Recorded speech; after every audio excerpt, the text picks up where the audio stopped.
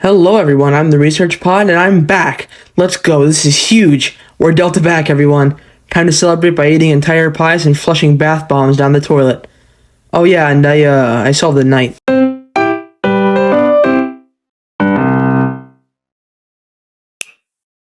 Now I made a video a while back discussing popular candidates for the identity of the Roaring Knight in Deltarune, but that video, while fun to make, wasn't really my ideas. It was just me taking an objective stance against knight candidates the fanbase has discussed and going down the list to see which of them was the most likely. One of the final characters discussed in the video is Father Alvin, and I ended the video off by stating I think the knight was most likely him. I am not the first person to propose the idea that Alvin could be the knight, but recently I have found a very overlooked line of dialogue that confirms Alvin is the Roaring Knight. My Azrael Angel theory? I like it, but the angel's probably Noel. Gaster Vessel theory? That's one of mine I think is highly possible, but could also be horribly wrong. But this? No. I sit here on your device with 100% confidence dying on this hill. Today I plan on proving, without a shadow of a doubt, that Father Alvin is Deltarune's Roaring Knight.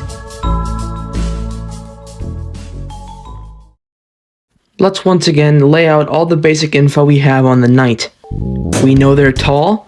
We know they have opened 2 dark fountains, the abandoned classroom dark world, the library computer lab dark world, and possibly the closet dark world, but we can't be sure, so I'll stick with 2. We know they wield a blade, and the imagery used for said weapon is a knife. We know they entered Card Kingdom and locked away the 3 kings, and we know they're a Lightner of unknown gender and may or may not be aware of the roaring itself. I will touch on these points of known facts about the knight as we go along and apply them to known facts about Father Alvin to prove he is not as innocent as he seems.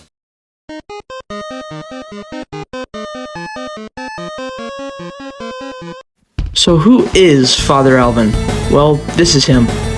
You see, Lightworld's hometown is part of a religion that worships a deity known as the Angel, and we can infer, given the symbolism of the angel's shape and 3 triangles, that part of this religion is the Deltarune. Naturally, this angel is worshipped at hometown's church, whose priest is Father Alvin, as you probably know. Father Alvin is a turtle, and his father is Gerson, who you probably know from Undertale for explaining the prophecy of the Deltarune and the angel in that game. In Deltarune, the game, not the prophecy, Gerson was a well-respected and beloved smith, author, historian, and teacher. Gerson's claim to fame was his story, Lords of the Hammer, and Gerson's story had a knack for exploring and explaining the beauty of blending fiction and reality. This is all in past tense, because by the time Chapter 1 begins, Gerson has long since passed away, leaving behind his son Alvin, who deeply respects his father and wishes to carry on his legacy. Simple, right? Yes, it is, and here's where we start diving into what all this means. Lords of the Hammer. That's a very oddly specific title to point out. Well, did you know that in medieval times, the sons of lords were almost always trained to become knights? Carrying on with that, Deltarune infamously has themes of chess all over it. King, queen, the pawn, the great board, etc. The ties between the knight, Alvin, and chess are no different. In chess, there is a playstyle called turtling, and I'll read off the Wikipedia definition for the playstyle. Turtling in chess refers to a defensive gameplay strategy where a player focuses on minimizing risk and creating a solid defensive structure, while inviting their opponent to take risks and trying to overcome their defenses. This strategy is often characterized by slowing down the pace of the game and reducing the number of punishable mistakes made during the course of the match. However, turtling in chess is generally considered to be an ineffective strategy in the long run, as it can lead to a passive and unambitious game. Well, Alvin is a turtle, isn't he? This turtling strategy sounds very similar to how the knight seems to be operating in Deltarune, taking slow, methodical courses of action to be defensive and minimize risks. The knight waits for Chris and Susie to venture far into the school closet before shutting the door and locking them inside, minimizing their chance to catch a glimpse of them. The knight is only opening fountains one at a time, waiting until the abandoned classroom dark world is sealed before hiding inside the computer lab library closet and opening the fountain from within, ensuring that Noel and Bradley didn't see them when they walked into the room for studying. Gerson and Alvin symbolism is all over the locations of the Dark Worlds. Did you know? A crudely drawn picture of Gerson by a young Alvin is hanging up in the abandoned classroom. Toby Fox himself even strangely pointed this detail out on a live stream. Weird. That's Alvin's drawing of his dad Gerson. A common argument against the idea of Alvin as the Knight is that there's no way some random priest would be given access to a locked door in the computer lab. But did you ever all stop to pay attention to Bradley's dialogue at the end of Chapter 2? He states that he's tutored at the library by someone named Ms. Boom. Seems like a throwaway detail, right? It's not. Gerson's name obviously isn't just Gerson. His full name is Gerson Boom, thus making his son Alvin Boom and Alvin's wife Miss Boom. Ms. Boom works at the library. I see no reason why Alvin wouldn't have access to the keys to this segment of the computer lab. Whether he stole them from his wife or she gave them to him, it's still undeniable he'd be able to get his hands on them. Gerson's story, Lords of the Hammer, also connects to the Knight on a thematic level. A dark world is created when any Lightner with above average levels of determination courses their will into a weapon and pierces the earth, opening a fountain and creating a dark world. An entire reality made up of inanimate objects in the room the fountain was birthed in coming to life and gaining history and personalities. Lords of the Hammer is a story all about the beauty of fiction blending, well, fiction and reality together in a novel. It's about escapism, a common theme with the Dark Worlds as seen at the end of Chapter 1 and the dialogue between Noel and Chris in Chapter 2. If Alvin wanted to honor his father's legacy with these stories, why wouldn't he be opening fountains? Dark Worlds bring the very themes of his father's well-respected and beloved work into reality. Father Alvin is the only character in the Light World with dialogue directly referencing the Knight. At the end of Chapter 2, Alvin can be seen paying respects to his father Gerson's grave, and upon walking away from the cemetery, you overhear Alvin mumbling to himself. He states, "Were you proud of me, Father? And is it right for this hammer too?" Now this is very ominous, and given the fact that Gerson's book, Lords of the Hammer, Gerson's grave features an image of a hammer, and Alvin asks his father at this grave if it is morally right to be doing some questionable act with a hammer. Let's not forget Gerson was a smith, which means he used a hammer, and this hammer Alvin has is the only mention of a weapon in the Light World. Now yes, this image depicted on Gerson's grave is a mallet, a type of hammer that could not pierce the earth and pull out a fountain. But Gerson was a smith, and you know what can pierce the earth? A smithing mallet, which features a sharp point on the back, similar to the claws of a standard construction hammer. Queen states that the Knight wields a blade, and this imagery depicts it as a knife. However, who's to say this sharp smithing mallet doesn't transform into a knife or blade when Alvin enters a dark world and becomes the Roaring Knight? After all, Chris's school pencil turns into a sword. Queen knowing what the Knight uses means they've been to the Dark World before, and they have, because we know that the Knight entered the first Dark World, Card Kingdom in the abandoned school classroom, and locked away the three kings before leaving, resulting in King, the character, putting himself and his son Lancer into power. Let's return to the Light World discussions for a moment. We know Gaster was the one to write the legend, as the passage about the angel was seen written in Wingding's font on Deltarune.com prior to the game's release. Father Alvin has devoted his entire career and life to worshipping the angel and its religion.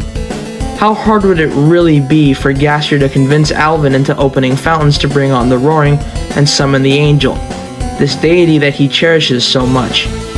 But wait, you ask. Everyone Gaster comes into contact with becomes a freedomless goner and or discarded maniac.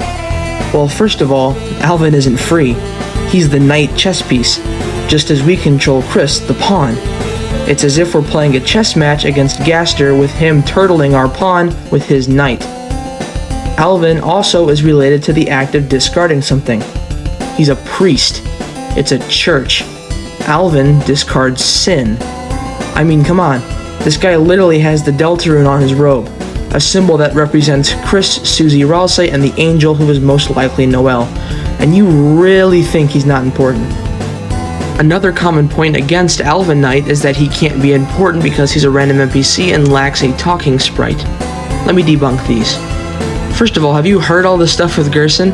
He is the most developed character in Hometown that isn't anyone on our main team by far. Like Chris, Susie, Noel, Birdley, etc. And speaking of those two, Noel and Birdley were also worthless side characters in Chapter 1, weren't they? So putting this against Alvin is unfounded. Yes, Alvin does lack a talking sprite, but of course he does. Even if you don't think he's the knight, obviously the knight will lack a talking sprite until revealed. The point of the Roaring Knight is that it's a mystery we're supposed to figure out by piecing together culminated evidence. If Alvin, or any knight candidate, had had an out-of-place talking sprite compared to other characters, it would be extremely obvious they were setting up to be important. Father Alvin also has a personal connection to a big plot point of the game, Asriel. Toriel is extremely strict and religious for the angel belief, decorating the entire Dreamer household with Deltarune angel symbols and keeping a book of hymns on the table. Before Toriel and Asgore were divorced and before Asriel left Hometown for college, Alvin points out that the Dreamer family used to frequent the church constantly, with Asriel often confessing pretty minor and funny offenses. Alvin makes it a point to mention that Chris and Asriel used to show up to the church's communion services to drink all the fruit juice they had in place for children, as it's not like they just give them wine. Communion, huh? Here, viewers, we come to that point of the dialogue that had me create this video, and what has me 100% confident in the belief that Father Alvin is the Roaring Knight. I don't need to introduce to you Chapter 2's Spamton. We all know about him, and we all know that Spamton got in contact with Gaster and lost his freedom and his mind, just like Jevil. Spamton has knowledge that Deltarune is just a video game, and knowledge of future events. In Chapter 2, you can visit Spamton at his shop. You can talk to him about various topics. Spamton has a line of dialogue that reads this. Speaking of communion, Chris, did you know that the knight...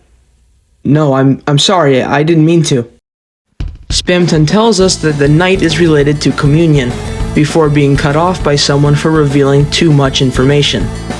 There's only 3 characters related to communion so far. Chris, and Chris Knight is completely disproven as we all know. Asriel, well, Asriel isn't in Hometown, so it can't be him.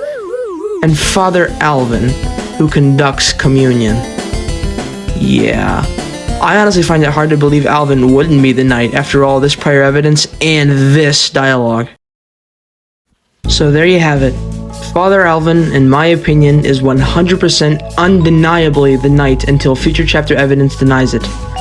Alvin has a concrete motive, a concrete backstory, and evidence scattered all around relating him to the Dark Worlds, which need I remind you, one of which was pointed out by Toby for seemingly no reason.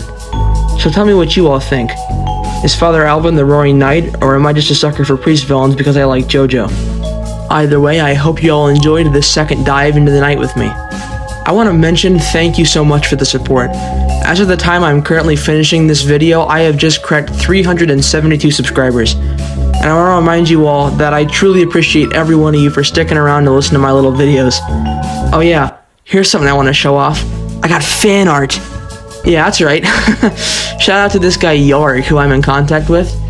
He drew this art of myself and Gaster referencing the Genocides meme, completely unprovoked. He just sent it to me one day after my Gaster video came out. So big shout out to Yarg for making this really well done fan art for me. Really surreal to have, you know, someone else drawing my little stupid avatar, but hey, I appreciate it, so thank you so much, man. So with all that being said, thank you all again for joining me, and I'll see you guys in the next one.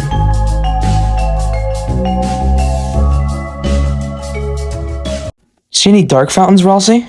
I want to kill Chris. I remember their genocide.